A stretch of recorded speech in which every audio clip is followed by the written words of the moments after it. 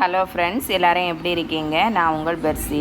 காலையிலேயே ரொம்ப சோகமான நாளாக மாறிடுச்சு. இன்றைக்கி என்ன பண்ணுறதுனா, காலையில் 2:30க்கு ஊர்லேருந்து ஃபோன் வந்துச்சுது. இப்படி எங்கள் ஒரு ரிலேஷனில் ஒருத்தங்க இறந்துட்டாங்க அப்படின்னு சொல்லிட்டு. அதை அறிஞ்சதுலேருந்தே எனக்கு மனசுக்கு ரொம்ப கஷ்டமாக இருந்துச்சு. உடம்புக்கும் முடியலை. ஆனாலும் அதை அறிஞ்சதுலேருந்து மனசு படப்படாட்டும் பெயினுமா இருந்தது போல் இருந்துச்சு. என்ன பண்ணுறது, நேற்றைக்கு இருக்கிற மனுஷன் இன்றைக்கி இருக்க மாட்டேங்கிறான் அப்படிங்கிறது மாதிரி தான் இந்த நியூஸு எங்களுக்கு ரொம்ப ஷாக்கிங்காக இருந்துச்சு. இறந்தது யாருன்னா, என் ஹஸ்பண்டோட மருமக தான் இறந்தது. அவங்களுக்கு ரொம்ப சுகர் இருந்திருக்குது. அதுக்கான இன்சுலின் எடுத்துகிட்டு இருந்தாங்க. இப்போ 3 டேஸாக எடுக்காததுனால அது ரொம்ப கூடுதலாக கொண்டு விட்டு அவங்க இறந்துட்டாங்க. அவங்க டிசம்பரில் அவங்க ஹஸ்பண்ட் இனி ஊரில் வர போகிறாங்க, இங்கே சேர்ந்து வாழலாம் அப்படின்னு சொல்லிட்டு அவங்க யோசித்து வச்சுருந்தாங்க. ஆனால் விதி அவங்கள விட்டு வைக்கல. அதுக்குள்ளாடியே அவங்க உயிரை எடுத்துடுச்சு.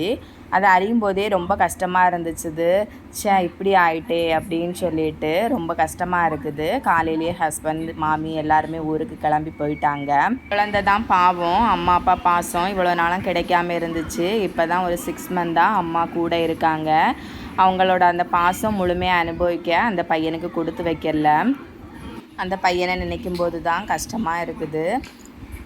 நானும் இன்றைக்கி வீட்டில் ஒன்றுமே சமைக்கலை, கஞ்சி தான் காய்ச்சி குடித்தோம். ரொம்ப மனசுக்கும் கஷ்டமாக போயிடுச்சு. ஓகே, பாய். இன்னொரு வீடியோவில் உங்களை பார்க்கலாம். உங்களுக்கு இந்த சேனல் பிடிச்சிருந்தா லைக் பண்ணுங்கள், ஷேர் பண்ணுங்கள், சப்ஸ்கிரைப் பண்ணாதவங்க எல்லாம் சப்ஸ்கிரைப் பண்ணுங்கள். பாய்.